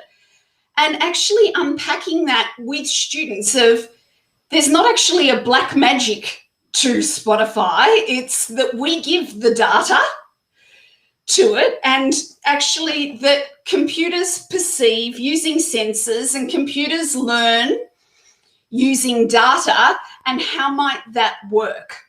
And so asking students from that basic premise, how might computers learn from data? And then exactly from before of the AI for good challenges that are out there for students, getting our students to compete and look at, well, how might you use such things for good? And I think by getting students to understand that using data for good and being able to use something that you're comfortable with. So I think going from the step of, facial recognition, and that's really, really scary.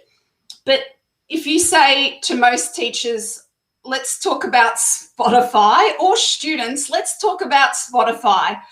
I love Spotify. Oh, why do you love Spotify? Well, it knows me really, really well. How does it know you really well? It knows you really well because you feed it lots of data every single day.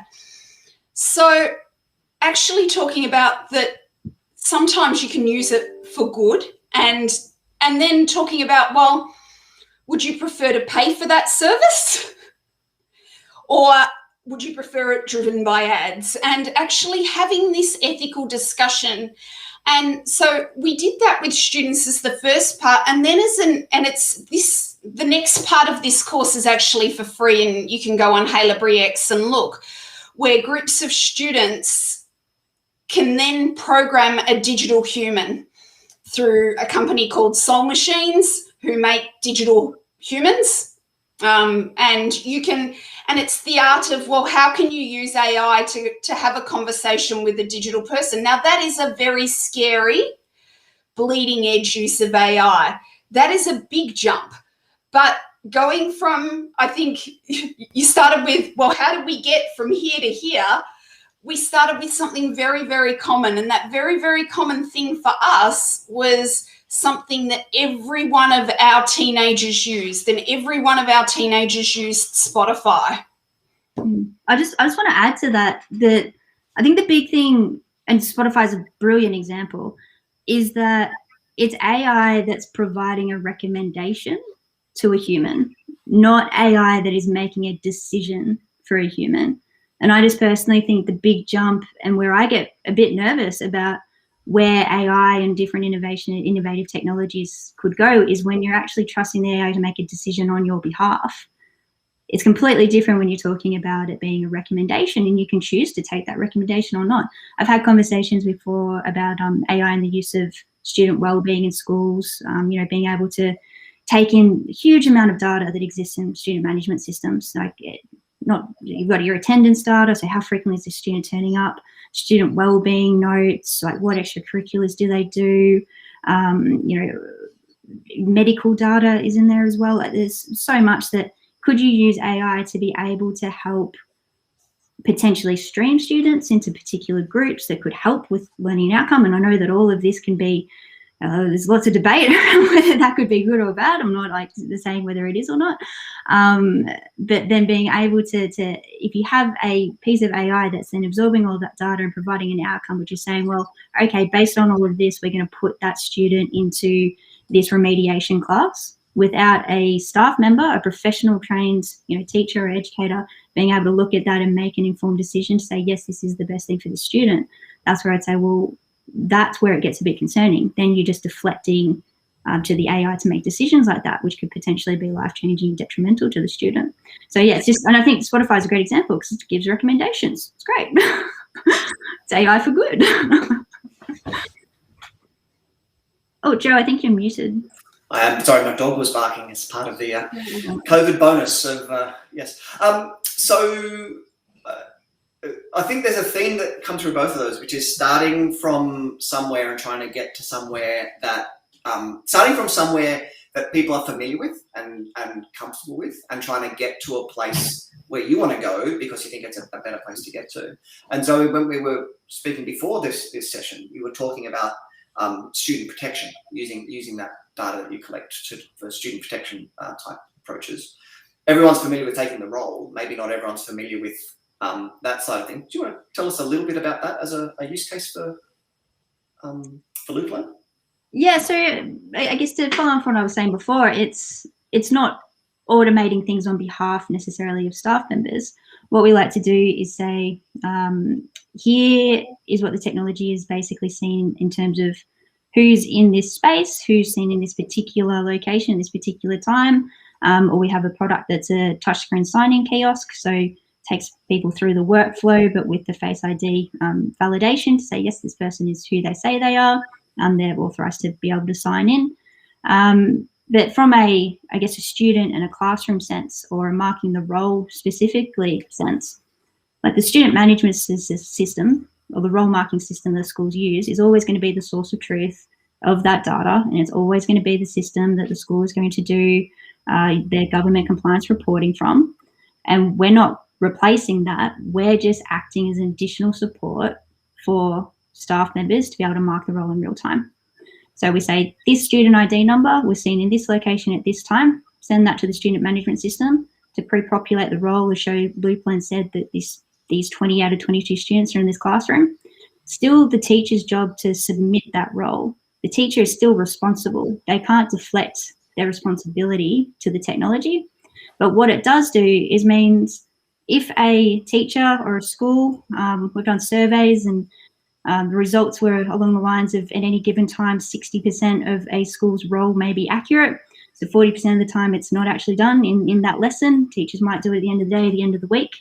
It means that the school can have a level of confidence to say students are being accounted for, if not officially submitted and authorised by the teacher, but they are being accounted for by a system.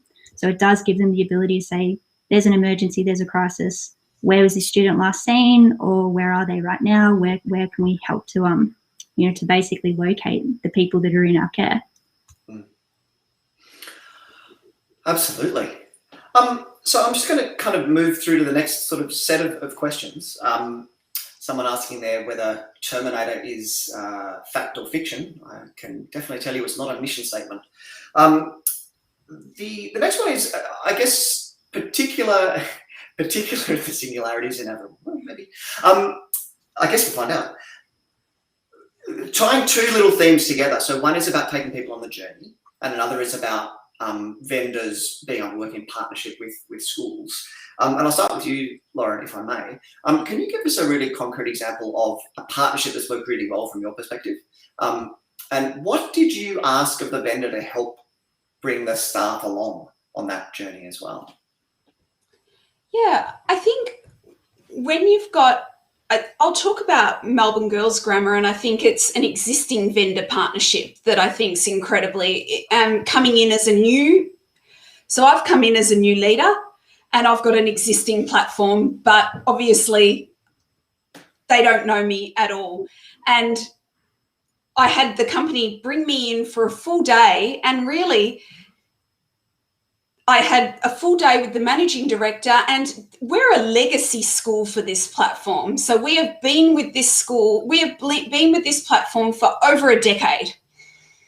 So in the tree of business, I would say, I don't know how important we are. Obviously, we were kind of important because they gave up a day with their full team to answer questions, bring us on board, really make me feel and the school feel like we were a continued part of their vision moving forward and continuing on. And I think that from a perspective in a market such as learning management systems, school management systems, which is commoditized now, we've all got one around about. So, and, you don't see too many people moving from A to B, but so being told that you are to get somebody on board and to invest in that time is incredibly important. And I think that partnership of being able to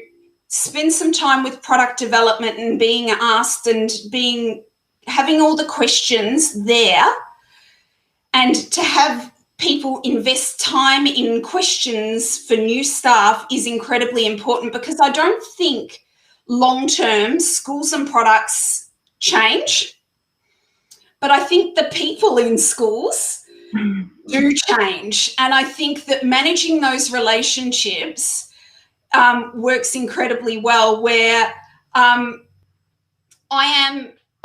what I know in my role, to be honest, is learning management system or school management system, product A and product B, really in my world is not too different. It's the relationship I have with the vendor that matters to me, because they all have pros and they all have cons. They all do. That's the reality of the technology landscape.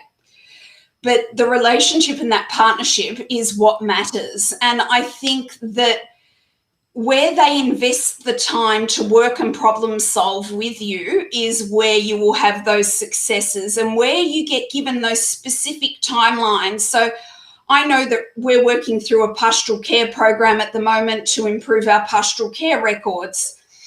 And being able to ask, we've got this problem at the moment in a stakeholder, we've got this problem, and we get told, yes, lots of other schools have this problem as well, and it will be addressed in the next rollout, and it will be this date, or it is on the roadmap and it will be this spot. And I think that they're the key points that matter, is to know that you're being heard and that it's on the roadmap, or that it can't be done as well. I think the partnership is all about being known where you stand. I take Zoe's point earlier of asking for everything and then sometimes being told, my dog's now, asking for everything, and you just go, and being told yes, yes, yes. I know from the school's perspective, being told yes and it never coming is as frustrating, I think, as asking for everything and being told no. So I would love to see in the Australian EdTech space more occurrences of vendors working together to deliver solutions for schools. And I think the EdTech sector is a bit behind other verticals, other industries when it comes to creating solutions and working together. I don't know why. I think it's just something that's happened over decades, where it's been a school wants to work with one particular partner, a vendor, they have a great relationship, and that vendor goes, yeah, that's a great idea, we want to build it all out. And I've been kind of advocating for this for the last 5 years since I was in the student management system world. They're saying we need to stop trying to do everything as a vendor by ourselves, and we need to start looking more at integrations and working well with best of breed products that are doing cool other new innovative things. And I think a big part of that is the conversation and how it's coming from schools as well. I think it's a real kind of mental shift for the industry, and being able to say, if there's a school that's out talking to 10 different vendors, Lauren's exactly right. Some will be better at some things and worse than others, 100%. You can't be best at everything. But if schools were saying, we spoke to 10 vendors and here's the best of what each of the 10 of you do, the 2 of you, we like you the best because we've got a great relationship with you, we think you're going to execute, and we think we can work really well together. Why can't we try to get the best bits of each of your products, or build something that's new to the strength or focus or outcome or vision of your companies that could work really well to be able to create a new solution for schools? There just aren't enough of those conversations happening, and I wish there was more of that kind of happening in the industry at the moment. So that you just made me think of that, Lauren. So I thought I'd preach a little bit there, try to influence where I can. Well, there's schools and vendors working together in a nutshell. So look, on that, that's a nice segue to our penultimate question. Zoe, and I might stick with you and then come back to you, Lauren. So talking about best of breed, what's the coolest new technology that you've seen out there that you think that's going to be amazing when it happens, but haven't quite been able to make it happen yet? When I think about, especially in a learning context in schools, I love seeing what's going on with VR technology. And I literally just think we're just scratching the surface of what it's going to be. I think we're like in the position now where, when a mobile phone was a brand new thing and it was a big brick that you had to carry a suitcase around as the charging unit, I think that's where VR is right now. And then if you think of that old brick of a mobile phone, and where now we've got smartphones that are more powerful than the space shuttle that took the astronauts to the moon, it's like, where is VR going to go in the next 5 or 10 years? From a learning sense in the classrooms, But I think even more so, like thinking over the last year when we've had to do remote learning, and obviously there's a focus and thought around how important it is to have connection and community. Schools know better than anyone how hard it is to be able to engage people, and specifically students, but I think workplaces as well, engaging employees and people, getting a sense of connection is really hard. And I think VR is going to go leaps and bounds. Like even little things like Google Cardboard and how they're starting to think about how to make VR financially accessible to everyday people. I mean, we need to kind of get to a stage where you don't need to spend hundreds of dollars on VR goggles to be able to have, an experience. That's something where, everyone is just going to have a smartphone.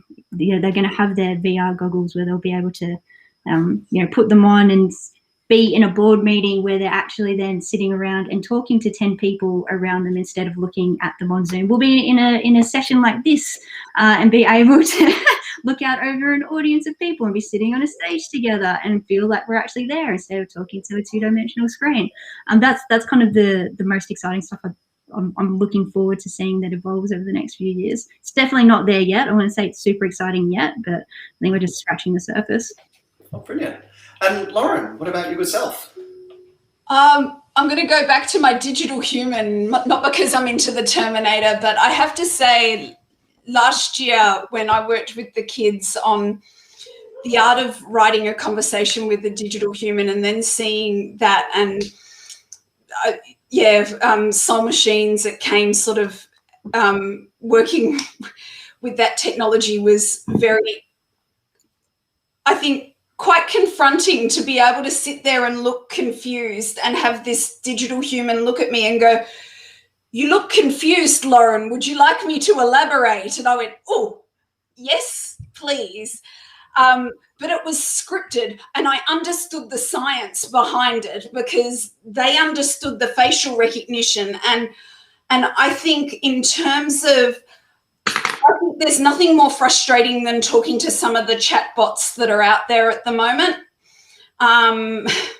If you've ever tried to talk to the bank chatbots that are out there, and then to talk to the one that is in beta with the Westpac Digital Human, which is around financial literacy. It's not giving any other advice. It's just, but it is, I think it's a really incredible area that's exciting in terms of the technology, but more in terms of new jobs, in terms of people writing narratives and code for the art of conversation. I think that's a new area and a new area of jobs that no one's ever thought of. I think when people think of coding, they think of, and I do work with Code Like a Girl, there's a whole area of coding, but there's a whole area of narrative writing in the future that is not there at the moment. That's fascinating. I think they're both areas that we should be watching really, really closely because they've both got great capacity for impact. And speaking of impact, it brings us to our last, it's going to be a lightning round, this last question. I'll just read it as it sounds. What do you think we should be amplifying in education innovation? Where should we be trying to innovate harder or more focused? Lauren, I might start with you if that's okay. I'm going to jump on Zoe's one. I think collaboration between schools and multiple EdTechs to build new products and solutions together. I think she's onto a win of an idea there.